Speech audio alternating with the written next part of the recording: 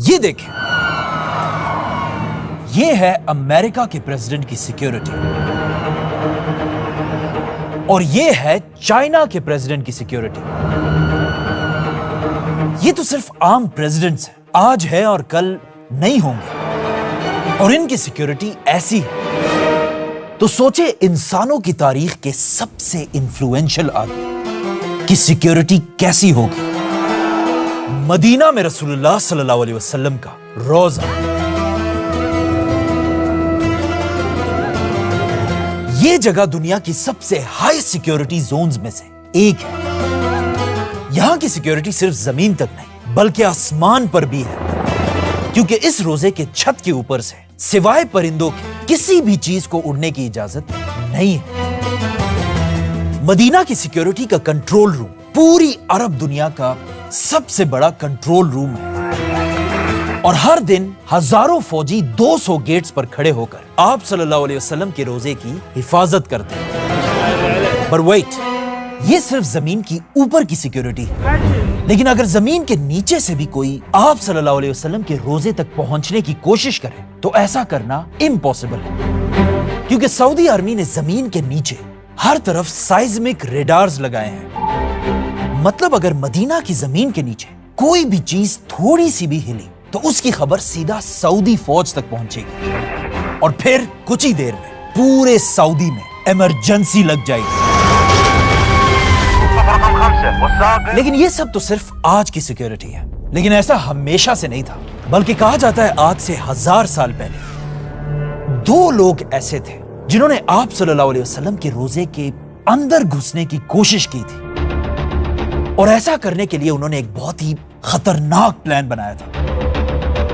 اور یہ ساری کہانی ایک پرانے زمانے کی کتاب میں لکھی ہوئی ہے، جو میرے پاس یہاں پر کئی پڑھی بھی ہوئی تھی۔ ایک منٹ، یہ ہے آج سے 500 سال پہلے السمودی کی کتاب، اور اسی کتاب میں انہوں نے یہ پوری کہانی ڈیٹیل سے لکھی ہے۔ لیٹس سی اس کتاب میں کیا ہے۔ یہ کتاب لکھنے والا السمودی کہتا ہے کہ میں نے سنا ہے کہ آج سے بہت سال پہلے جب مسلمانوں کی سب سے بڑی ایمپائر عباسی خلافت چھوٹے چھوٹے حصوں میں ٹوٹ چکی تھی، اور چھوٹے چھوٹے ٹکڑوں میں بٹنے کی وجہ سے ہر طرف مسلمان آپس میں ہی لڑ رہے تھے، یہاں تک کہ فلسطین بھی مسلمانوں کے ہاتھوں سے نکل چکا تھا۔ ایگزیکٹ اسی ٹائم جب پچھلے 500 سال میں پہلی بار مسلمان کمزور ہو چکے تھے، اسپین کے ایک چھوٹے سے گاؤں میں 2 کرسچنز نے ایک بہت ہی خطرناک پلان بنایا، ایک ایسا پلان جس کا اب تک مسلمانوں کے کسی دشمن نے بھی نہیں سوچا تھا۔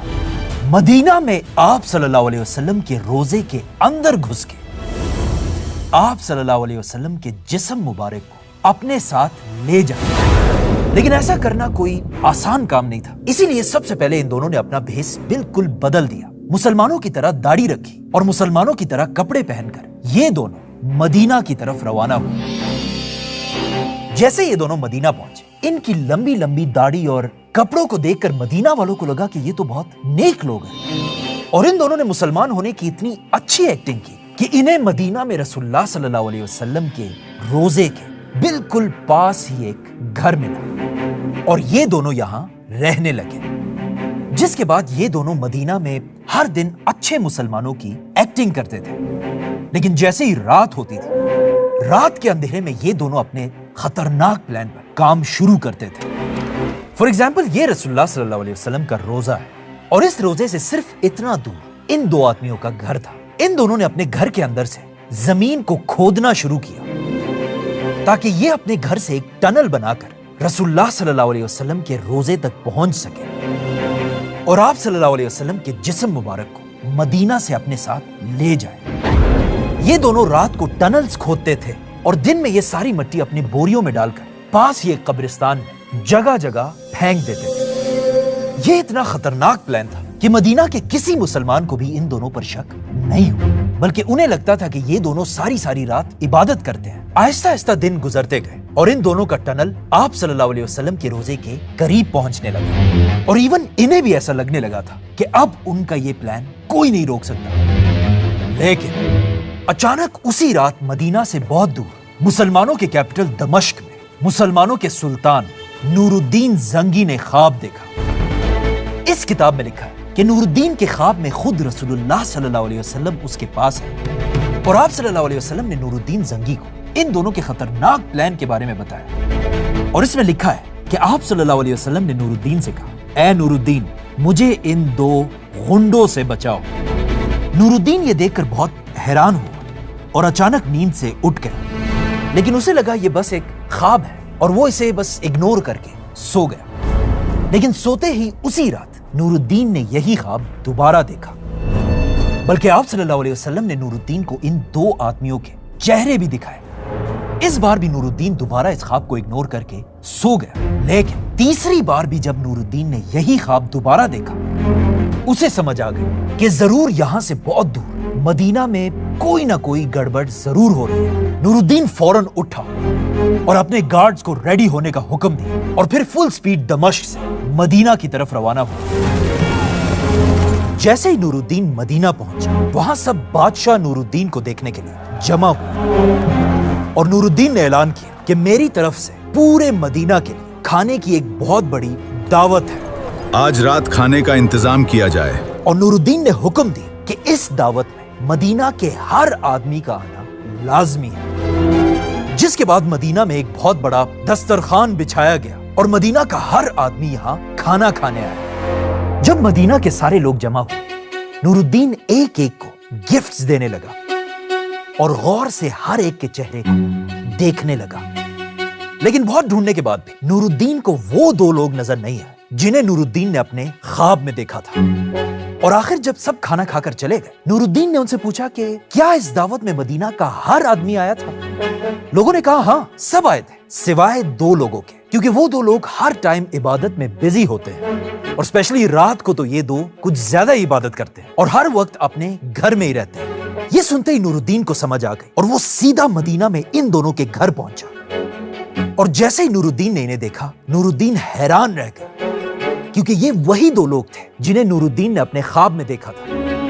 नूरुद्दीन फौरन इन दोनों के घर के अंदर पहुंचा और इस घर के अंदर हर एक चीज को चेक करने लगा और आखिर जब उसने जमीन से एक कारपेट उठाया, यहां उसे इस घर के अंदर वो टनल मिला।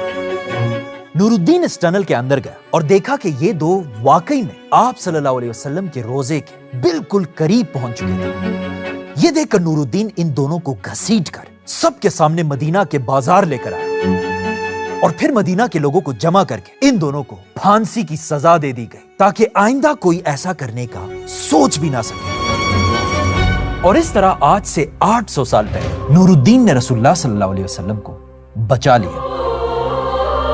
वाह, क्या कहानी है। बल्कि ये कहानी तो हमने बचपन से बार बार सुनी, लेकिन इस कहानी में एक बहुत बड़ा मसला है और वो मसला ये है कि ये कहानी बिल्कुल फेक है।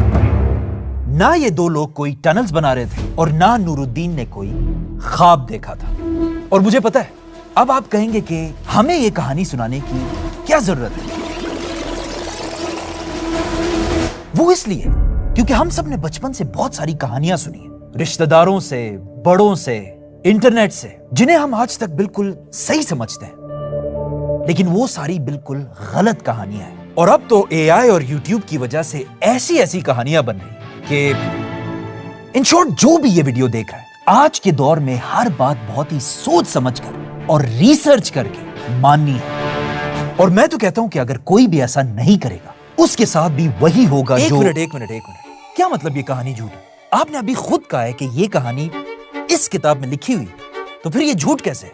ये बात सही है कि ये कहानी इस किताब में लिखी हुई है और इसमें लिखा है कि नूरुद्दीन ने ये ख्वाब देखा था, लेकिन ये किताब खुद नूरुद्दीन के मरने से 300 साल बाद लिखी गई है। और इसने भी इस किताब में सिर्फ लिखा है कि मैंने किसी से सुना है।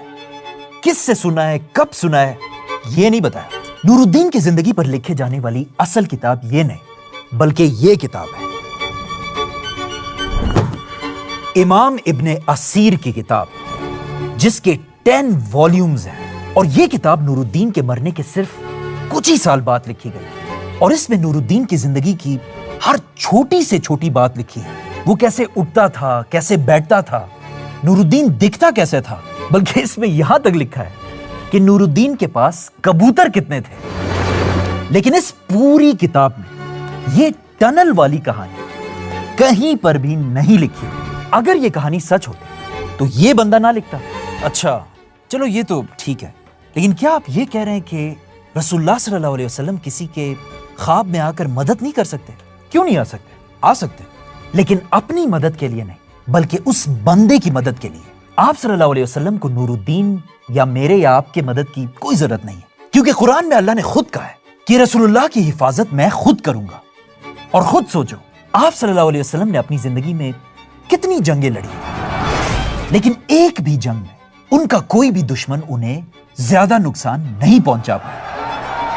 مطلب آپ صلی اللہ علیہ وسلم جب دنیا میں تھے تب بھی اور دنیا سے جانے کے بعد بھی اللہ کے سوا کسی کی بھی ضرورت نہیں ہے۔ لیکن یار ایسے کیسے ہو سکتا ہے کہ یہ کہانی جھوٹ ہے؟ میں نے تو بڑے بڑے اسکالر سے یہ کہانی اپنے کانوں سے سنی ہے۔ وہ دو یہودی جو حضور کے جسد اطہر کو نکالنے کے لیے آئے تھے، اس کا جواب تو صرف یہی ہو سکتا ہے کہ وہ بھی صرف انسان ہی تھے، اور کسی بھی انسان سے غلطی ہو سکتی ہے۔ اور کیا پتا اگر آج یہ اسکالرز دنیا میں ہوتے تو وہ اس کہانی کے خلاف ان پروفز کو دیکھ کر اس کہانی کو بھی باقی کہانیوں کی طرح چھوڑ دیتے۔